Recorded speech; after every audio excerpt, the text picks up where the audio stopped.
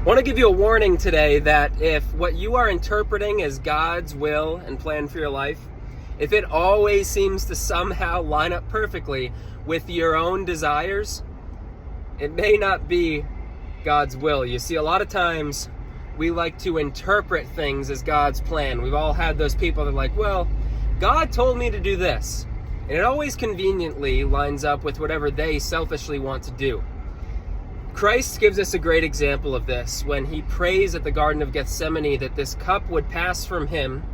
He doesn't want to suffer. He doesn't want to die on the cross. He prays that God will take that cup away.